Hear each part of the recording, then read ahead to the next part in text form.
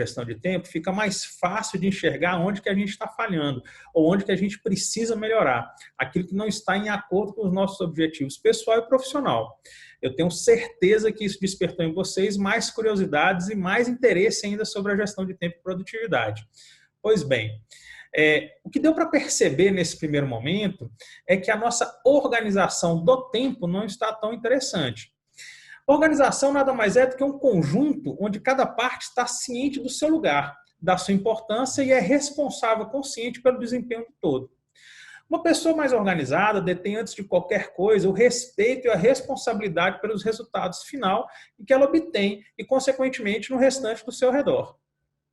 Ela sabe, por exemplo, que chegar no horário em um compromisso depende de fatores externos, dos quais ela não tem controle e, portanto, deve se antecipar para evitar que se atrase. Por exemplo, trânsito. E, sendo assim, ela vai sair mais cedo. Ainda falando dos fatores externos que podem contribuir na minha gestão de tempo e produtividade, falei do exemplo do trânsito. Mas existem outros exemplos também que devem ser levados em conta. Na hora de montar um cronograma de entrega, por exemplo, leve em conta as interrupções que você possa ter por conta de feriados, por exemplo. Nem todo fornecedor vai trabalhar no momento do feriado e se você depende de algum fornecedor, você precisa levar em conta os feriados, os finais de semana. Por isso que é importante a gente ter bem definido dentro da nossa gestão de tempo qual que é a nossa rotina. Quantas horas eu trabalho por dia, de que horário é horário, quais as horas que eu paro para fazer as minhas refeições, por exemplo. Mantenham aquele quadro da rotina que eu disponibilizei na aula anterior, sempre atualizados. Até o final do curso, a gente vai aprender a criar aquele quadro mais direcionado para os nossos objetivos pessoal e profissional. Um outro fator importante é o ambiente onde você trabalha. E quando eu falo de ambiente, eu estou falando de móveis, utensílios, ferramentas, equipamentos, temperatura desse ambiente, estrutura física, som, música, conversas paralelas, interrupções para passagem, interrupções por motivos que não são tão importantes naquele momento. Ou seja, a tua gestão do tempo também tem relação direta com o ambiente onde você está inserido. Então, ambientes onde exigem muita descontração, porque trabalho com algum segmento de propaganda, marketing, por exemplo, que exigem ambientes mais descontraídos, ainda assim tem que ter cuidado com o som ambiente, conversas paralelas, estrutura física daquele ambiente, para que possa contribuir com a gestão do tempo e produtividade. Então, ainda é importante que o ambiente tenha um bom clima organizacional, claro, é fundamental para um ambiente de alta performance, mas tem que ter cuidado para que isso não se torne algo relacionado à desorganização. Olha, quero frisar aqui essa questão da pontualidade.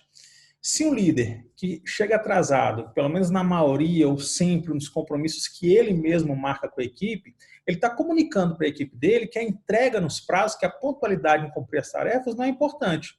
Então, para você que é líder, para você que pretende ser líder, lembre-se, o exemplo vem de cima. Então, tem que partir de você. Marcou os compromissos, marcou as entregas, entregar no prazo, participar da pontualidade das reuniões, ou seja o exemplo. Eu tenho certeza que até aqui foi bem tranquilo. Vamos falar agora sobre prioridades. Elas precisam estar organizadas das mais importantes para as menos importantes. E o que é prioridade para você? Para mim, prioridade é tudo aquilo que somente eu posso fazer, que eu não tenho como delegar para ninguém. Outro ponto que define a prioridade é o objetivo que eu tenho na execução daquela tarefa. E, por fim, se a execução, se a conclusão vai me trazer os resultados que eu pretendo, que eu espero. E lembre-se, as suas prioridades devem estar alinhadas com seus objetivos, pessoal e profissional. Vamos a uma prática. Você se encontra numa situação onde várias tarefas precisam ser entregues com o mesmo prazo. E é pouco provável que isso aconteça, dados os recursos limitados que nós temos, principalmente o tempo. Por conta disso, será preciso priorizar cada tarefa.